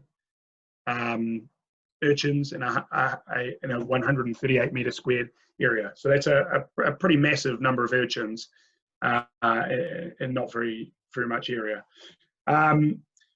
We can, using the imagery, we can really start to look at some pretty cool patterns really easily. So for example, we can see that between transect 1 and transect 2, even though transect 2 is longer and is larger in size, there's quite a few less urchins, and we start noticing that there are these big patches where there are not so many urchins. Now, because we have the photographic data, it's really easy to interrogate that immediately without needing to go back into the field and ask a question such as, you know, why might this be? But looking at the cross section here, firstly in transect 1, we can see that there's a whole lot of urchins hanging on a bedrock face, and in the image on the right, there's been a slope analysis overlaid onto this, so we can see that this rock face that we're looking at here in 2 dimensions is actually a really steep rock face. So large areas of it have a slope of between 30 and 90 degrees. Whereas in transect 2, quite easily, it's clearly different. We've got sand and gravel, very few sea urchins, and very low relief. And that's not to say that the relief is necessarily a causation of the reason there's less sea urchins here. The clear and obvious answer is that it's basically a gravel sand bed. But it's more highlighting the fact that because we have this visual data set that we can quickly ask new questions about, we can also quickly interrogate it and kind of, we don't have to go back into the field to answer questions that we might have that arise after the fact. We can simply look back at the imagery and run sort of different analysis on it to hopefully answer that question. We're also interested in looking at some of the other kind of data that you might typically get for somewhere like an Urchin Barren, such as behavioural data or size frequency data, and seeing if the imagery is good enough to compete with what you would get in the field using those traditional methods. And so what we can see here is a plot of about 20 square metres, and we've got a whole bunch of urchins that are either cryptic, so hiding in cracks and crevices, or else exposed, which means they're kind of out on the reef, and they're more, I guess, visually obvious. So these, and when we zoom in a bit, it becomes more obvious again. You can see small urchins up here that are hunkered down in a crevice in the rock here, versus some larger urchins that are out in the open. And the of this, again, of this photographic data is, while we're looking at this in 2D here, sometimes it can be relatively hard to tell a cryptic urchin from an exposed urchin. So again, we can employ our 3D models to get a better understanding of where each urchin sits in space. So for example, we can see these urchins here out in the open, whereas these urchins down in here, which are a little bit hard to see on the model, but there's an urchin there and an urchin there, they're really hunkered down inside the rock. So you've got multiple ways of analysing things if you need to make the answer the answer clearer. And being able to use this imagery also opens it up to other people being able to help with analysis. So for example, these images might be able to be shared online with interested citizen science groups, and you could have a whole bunch of citizen science going through and counting sea urchins that can then be verified by a scientist at a later date. So you're kind of able to really, I guess, harness the power of using multiple people to analyse a large data set. These urchins are also able to be, oops, sorry, wrong way, too many slides open. No, wrong one again. Here we go. So these urchins are also be able to be measured via photogrammetry or through the photos to get direct size measurement, and we can get some pretty cool size frequency information from the imagery alone. And what we're seeing here is essentially the number of each size class of urchin that are displaying a certain type of behaviour. And this is following the really classic trend in urchin behaviour, where pretty much all very small sea urchins, so those less than 40 mils in diameter, are cryptic, so hidden. And then as a proportion, the number of cryptic urchins decreases as they get larger in size. We can also really easily look at habitat, mapping habitats in this way. So for example, it's quite clear from this plot from the Mokuhinals that there are multiple kelp species within this barren plot, and it's a relatively simple task to outline them and then get accurate measurements on how much of that barren area is actually dominated by different types of algae. So it's I guess again, the point that I'm trying to make is that this imagery is a really flexible way of collecting data that we can analyze in the office at a later date when you're under less time pressure. So we're able to maximize how much data we can collect in the field, and then we have a data set that can be analyzed when it needs to be, and also can be returned to time and time again to ask new questions, perform new analyses, visualize, monitor, without needing to go back out into the field and necessarily collect more data. So from here, the next things to do will be survey Little Barrier and the Hauturu sites with Kelsey, and then also resurvey the sites that she has that have already had urchin removal carried out at. And this is where the imagery will really shine, because we'll be able to show large-scale imagery of some of those areas that are recovering, and then get a really good sense of how the recovery is going. We'd like to set up some permanent monitoring networks throughout the Gulf and northeast New Zealand that utilise this imagery as the primary source of data collection, and then hopefully build working relationships with interested parties to go and collect data on a regular basis. We want to streamline some of the data analysis using AI and deep learning. So basically building training sets that can be that can automatically count urchins or classify habitat types, which is hugely beneficial when you're dealing with large data sets like this.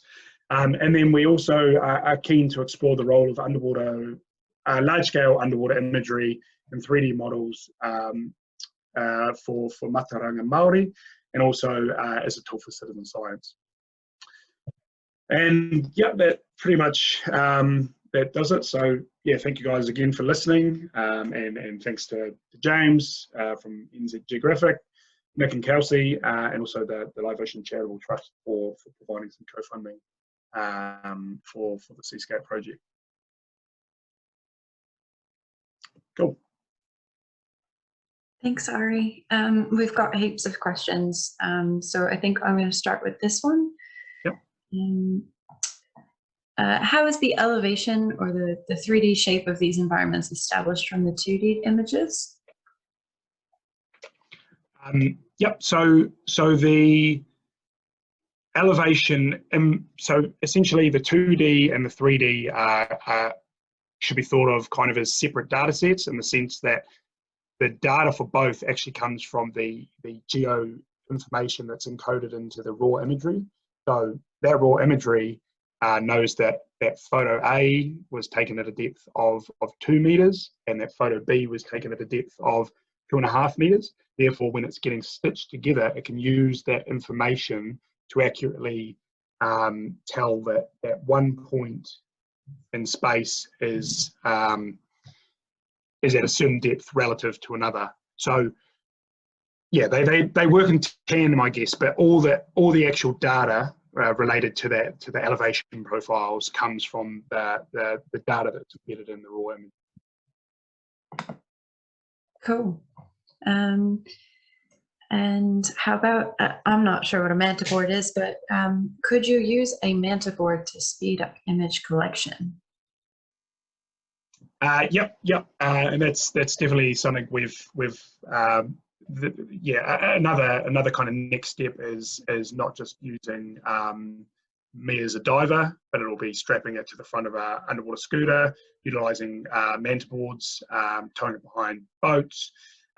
So certainly ideas that speed up the kind of capture process are what we're looking at next. But at this stage, it's been more about basically refining the methodology, so that once we start to rapidly expand the size of the areas we can survey, we're confident that the methodology works well. But certainly, things like manta boards are going to be the next step. Cool. We've also got a question about how much of a problem is the movement of kelp in accurately stitching the images together? Yeah, it's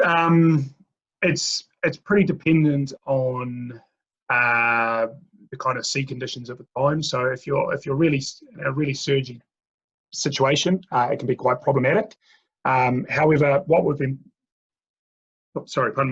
been finding is that with a really wide angle lens that gives us a really good field of view and a really fast shutter speed, we're able to get imagery at a high enough quality where essentially we can kind of eliminate that motion between the images and then get a really good stitch. So if I just quickly go back to the is this, are you still able to see my screen?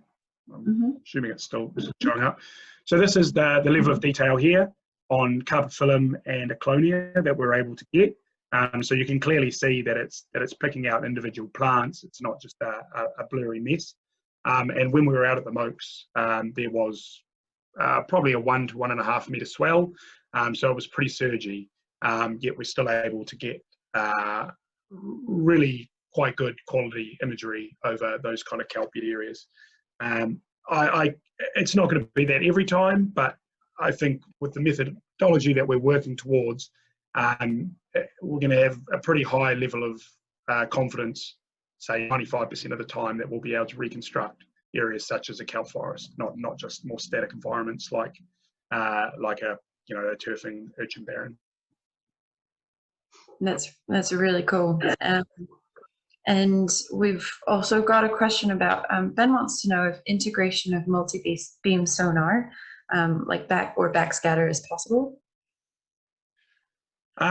Yes, absolutely. So what you'd be relying on there is basically having the same geolocation for both things, and then you'd be able to overlay them so that you can, a multi-beam survey is going to give a really awesome elevation model of an area, and as a really good example, it will be able to kind of penetrate through this kelp and get a really accurate elevation profile of the reef below in somewhere like this corner of the model there.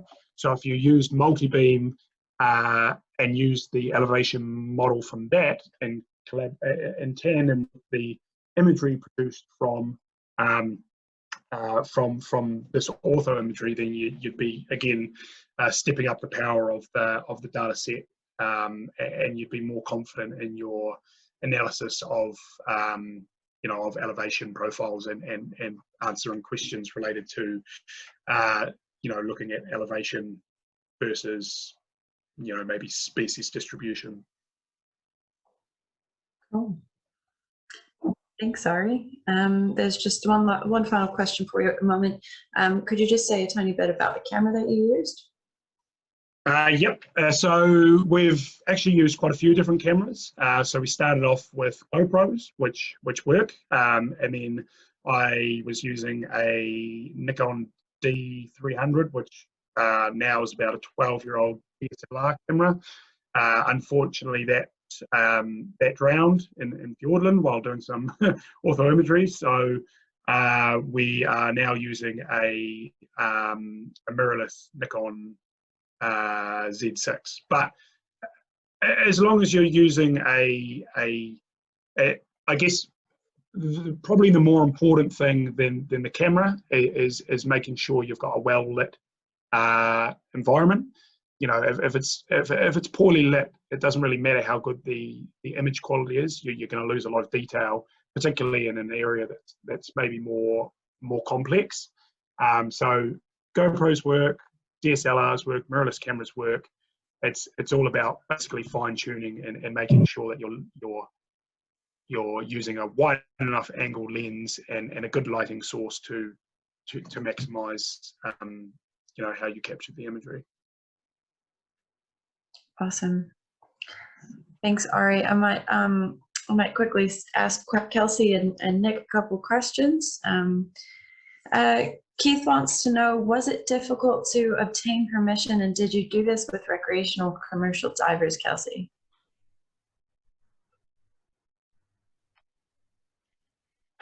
I'll answer the second half of that. So because this was a university project, it was very difficult we had to dive within university regulations. So everybody had to be signed off by the university and have a minimum level of dive qualifications and have current first aid and O2 provider. So it was a bit complicated. Unfortunately, we also weren't able to pay anyone, so everybody was volunteering. And the permits were relatively challenging to get, probably similar to what you have found. With here, there's only one main species of urchin, and it can be an important fishery and tonga species, but in other areas it can act more like a pest. So it's hard to differentiate. So getting the permits through the government were, it was a bit challenging. There were a lot of meetings. We needed support from all of the local iwi in the areas that we were working. So it was complicated, but obviously it worked out pretty well. Yeah, and it is a trial from that perspective as well. It's been done under a special permit research permit, and it's taken a little bit of, from a fisheries perspective, getting their head around the fact that sea urchins aren't limited by number. It's a fishery that's not number limited, it's quality limited. So that was another thing that took a bit of work around, as well as working with iwi to make sure iwi were comfortable with what we were doing. Yeah. Thanks, guys. Nick, do you mind taking a question from Robin on your thoughts on a slot fishery? For example, preserve the big individuals that eat the kina with reduced take by recreational fishers versus a complete ban. Yeah, so protecting those big individuals is really important, and I think people returning the larger ones is good if they can. There are problems with implementing a slot fishery in that we don't know a lot about the post-release mortality, in terms of, if a snapper's getting caught multiple times, is it going to survive? So there's possibility there, but it's hard to see how in practice that would actually restore the predator populations. But discouraging people from taking the large ones is definitely a good idea, and putting the big ones back, moving away from the idea of trying to get the biggest fish, and particularly for spearfishing. It's a lot of the experienced spearfishers are now moving away from taking the big ones and work on a sort of a 50 centimetre maximum size for snapper, which is really encouraging, right? Because spearfishing away has actually given a lot more access to some of those bigger fish. People can really go down and hunt them out. Thanks, Nick. It's kind of, I guess it would be related, but do you know what is being done to increase numbers of crayfish and snapper? The local cray fishery, Cray 2, had the quota cut a couple of years ago, the commercial quota cut, and the recreational fishery has just had the daily bag limit cut from 6 to 3. Yeah, so that's what's been done. But whether that's enough is to be seen. Mm-hmm. And there's a few more, maybe. So Scott Parker was interested in hearing about what you think about removing the 50 per person bag limit, how that would help in a big scale on the coast. Can I answer that one? Yeah. Yeah, the problem we have, and why we definitely aren't advocating for people going out and wiping out kina, is that in many places kina themselves are actually, you know, in some places anyway, the kina are actually fished out or at low numbers because of harvest. So if you apply to, you know, remove bag limits, that would have a negative impact on places where it's actually a sort of a scarce resource. And I think as we're seeing, Kelsey might comment on this one, around how effective just individuals going out and, you know, collecting a few kina or more kina is in terms of making any difference to the sort of the barrens. Yeah, I would second that. It can be overfished, and you know, it's very difficult to manage. And unless you are clearing an entire area and really pushing it past that threshold, it really doesn't do anything in restoring the kelp populations. Yes, you might be reducing those numbers, but it's not going to push that number down enough. And it's, I think understanding when it works is really important, and also doing this as a larger collaboration and trying to understand, you know, how can we solve the issue rather than doing little tiny band-aid patches everywhere. We do know that it is being done. Quite a number of people are going out and removing them, but I don't think that's going to really make much of a difference, unfortunately.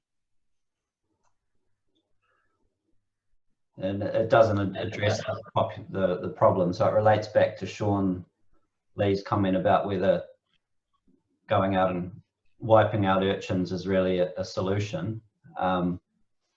It can be part of a wider management plan, and that's where we're trying to work, you know, with iwi and community groups around developing wider management plan, which could incorporate removals and protection.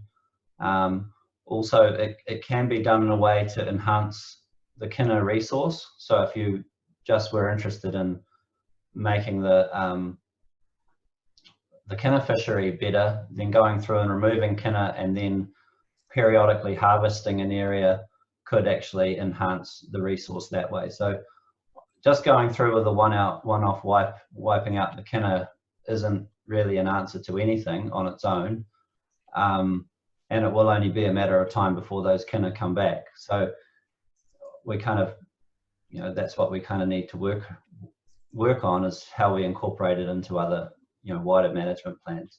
Such as, even in a marine protected area, there's been discussions around, if you set up a marine protected area and it's going to take 20, 30 plus years to restore the kelp forest, because it takes that long to, you know, for the kina numbers to go down. And they're seeing that in California, where a number of the MPAs haven't seen any change in sea urchin numbers after 15 years.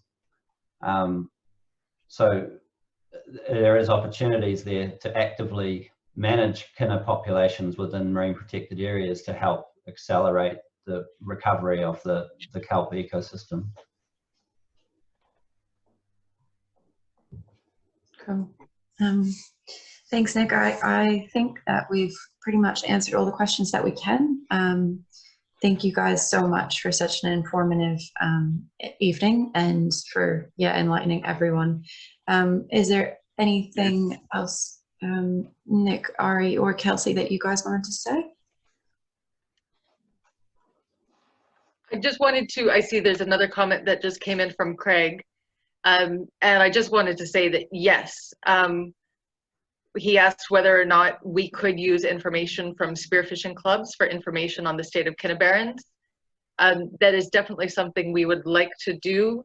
But as you say, it is quite complicated, but hopefully we can figure out a way to do so.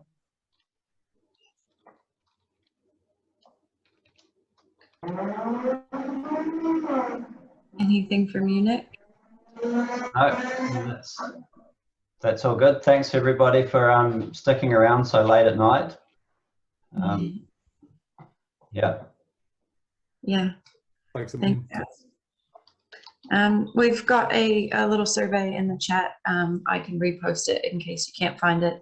But Seaweek is continuing on through this weekend, and there's events that carry on for the rest of the month. So make sure you're connected to Seaweek, and if you want to hear some more stuff like this. And thank you so much to our speakers tonight. You guys have been amazing. Right. Cool. Thank you everyone for listening. It's been awesome. Thank you all. Yeah, thank Thanks. you, Sarah, for organizing, and thank you everyone